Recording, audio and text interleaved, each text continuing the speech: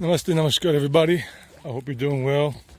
I'm not going to show you me today. You're going to see my shadow as I'm walking here with Lalita. She's a female, and Cirillo, he's a male, and they're a couple.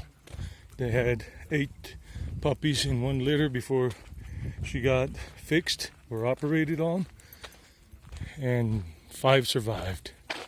Now the spiritual journey, the spiritual awakening, the spiritual sojourn or path or voyage is not an easy one, just like traversing mountains like these or the Himalayas, which are difficult to traverse for long periods of time. A little short 2-hour hike or 3 or 5-hour hike is all right in general, but it is like that. I mean, family, let me get to the point.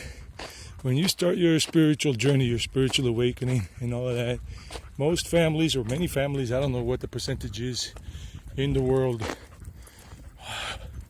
will not be very keen to your change of heart or religion or whatnot, because they have their strong convictions or whatever you want to call them, and they might on the surface seem okay, like, all right, yeah. But some of them down be like, no, not really. You know, we were born into this religion, and how can you be leaving it? What's wrong with you? This is the only path. You're deviating. You're a lost soul. You're confused. And some of you are thinking that about me, or have been for a long time.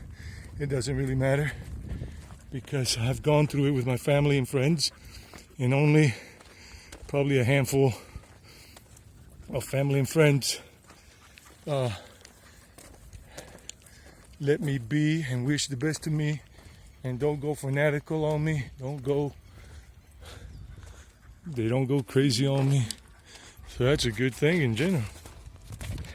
And some family members, some friends might even call you say you're doing heresy, that you're going to go to hell or whatever, because some people are very fanatical. That's family and friends. Some of them are. So don't despair. Don't despair. Just if you can, if you're just starting your spiritual awakening, your spiritual journey, keep it to yourself. Don't tell your mom or dad or brother or sister, whatever, that this is happening, unless you really see, not just get, but really see that they are not judging you based on your spiritual awakening or the path you have decided to take in spirituality. There's a car coming. Let me get my doggy. Okay, the car just passed by. Buen día, hombre, ¿cómo le va? Bien, gracias. Le vaya bien. Y la disfrute. Hasta la próxima. So he's on his path. Everybody's on their path. Family and all that. So like, don't despair. Just, I mean,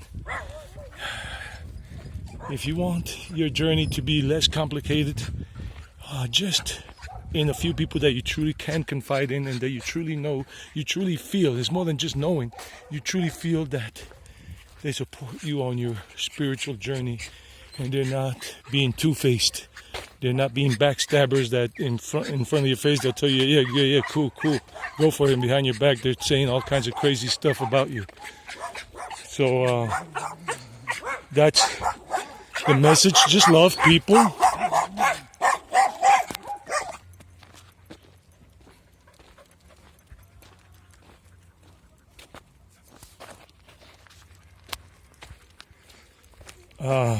You know, I mean, find, or if you come across like-minded people that are very like-minded in your spiritual journey and not really affiliated to any dogmas, you know, stuff like that, and just going freely about it with a little help here and there from some things they pick up along the way, and you're doing the same, those people will not be judging you or whatever in general, because they're feeling the same.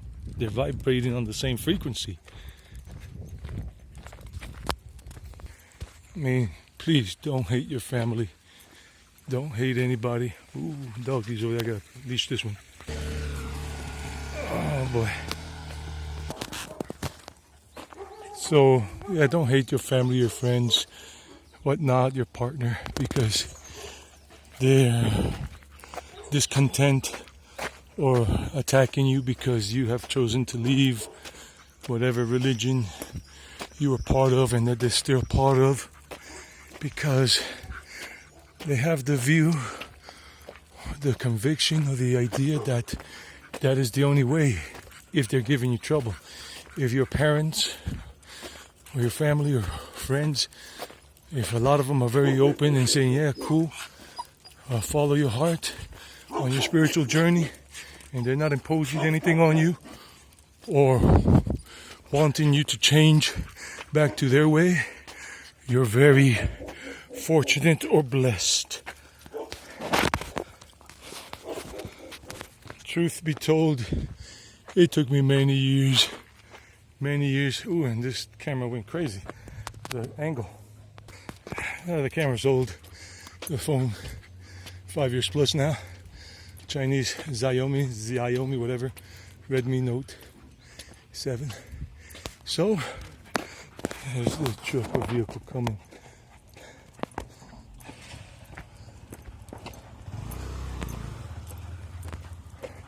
Now it doesn't even want to stop recording.